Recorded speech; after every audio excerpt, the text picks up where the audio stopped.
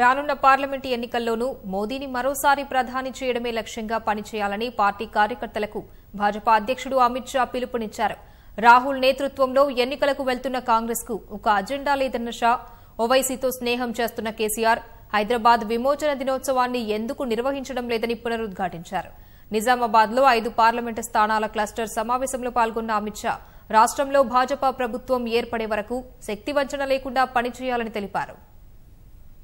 Adilabad, Karimnagar, Nizamabad, Medak, Zaheerabad parliament నియోజకవర్గాలకు చెందిన party శ్రేణులు, బూత్ స్థాయి కార్యకర్తలతో భాజపా జాతీయ అధ్యక్షుడు అమిత్ షా సమావేశమయ్యారు. రానున్న ఎన్నికల్లో ఎలా ముందుకు వెళ్లాలో పార్టీ శ్రేణులకు దిశానిర్దేశం చేశారు.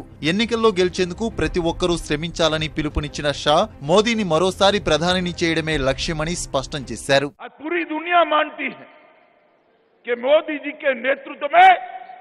भारत सुरक्षित और मित्रों मैं मानता हूं कि भारत जैसे बड़े देश को सुरक्षा देने का किसी में दमखम है तो अकेले और अकेले श्री नरेंद्र मोदी जी में है और किसी में नहीं। भारतीय जनता पार्टी का कार्यकर्ता आज यहां से संकल्प लेकर जाए, हमारा संघर्ष समाप्त नहीं हुआ है जब तक यहां पर भारतीय जनता पार्टी की सरकार नहीं बनाते हैं, तब तक हम एड़ी चोटी का जोर लगाकर लड़ेंगे और तेलंगाना के अंदर भारतीय जनता पार्टी को प्रस्थापित करेंगे. తెలంగాణకు కేంద్రం సాయం చేయడం లేదంటూ తెరాస నేతలు చేస్తున్న విమర్శలను షా కొట్టిపారేశారు. తెలంగాణలో కేంద్రం 2 లక్షల కోట్ల రూపాయల అభివృద్ధి పనులు చేపట్టిందని వివరించారు. ఈ ఎన్నికల్లో విజయం భాజపా కోసమే కాదు, భారతదేశం కోసమూ అవసరమని అన్నారు. हम जनादेश का सम्मान करते हैं, मगर इससे हमारे सवाल समाप्त नहीं होते हैं. हमारे सवाल आज भी चंद्रशेखर राव के लिए है कि सितंबर में आप हैदराबाद विमोचन दिन क्यों नहीं मनाते हो, इसका जवाब दीजिए.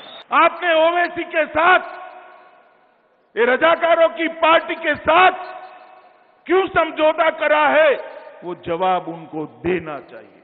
इन्होंने एक सूत्र चला दिया है 16+1, एक ओवैसी के लिए छोड़ दिया है और बाकी सब वो जीत जाएंगे.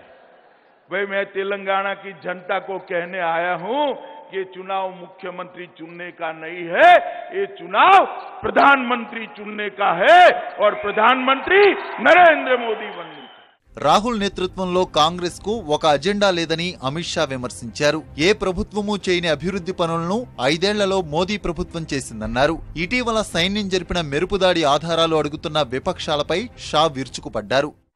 और मित्रों शर्म आनी चाहिए. कांग्रेस पार्टी, चंद्रबाबू नायडू, ममता बनर्जी, अखिलेश यादव, मायावती, सारे के सारे लगे हैं कि जवानों ने जो पराक्रम किया है उस पर सवालिया निशान, सबूत मांग रहे हैं. सबूत पाकिस्तान नहीं मांग रहा. चंद्रबाबू आप क्या सबूत मांग रहे हो? शर्म करो, शर्म करो. संकट की इस घड़ी के अंदर देश के साथ खड़े रहने की जगह इस प्रकार के स्टेटमेंट करते हैं जिससे पाकिस्तान के अंदर खुशी की लहर दौड़ जाती. అంతకుముందు ఎన్నికల హామీల అమలులో తెరాస విఫలమైందని పార్టీ రాష్ట్ర అధ్యక్షుడు లక్ష్మణ్ ఆరోపించారు. మన రాష్ట్రంలో కూడా టీఆర్ఎస్ కేటీఆర్ గారు 16 స్థానాలు గెలిపించండి, ఢిల్లీలో చక్రం తిప్పుతామంటున్నారు. ఇవాళ 16 కాదు 20 గెలిచినా మీరు ప్రధానమంత్రి అయ్యే అవకాశం లేదు. మీరు మీ నాయకుడు ఎవరో కేటీఆర్ గారు చెప్పండి. ఇవాళ ప్రధానమంత్రి అభ్యర్థి ఎవరో, మోదీ గారికి సరిచూగే వ్యక్తి మీ మహాకూటమిలో తేల్చుకోండి ముందు. ఇవాళ మీరు ఢిల్లీలో చక్రం సంగతి దేవుడెరుగు.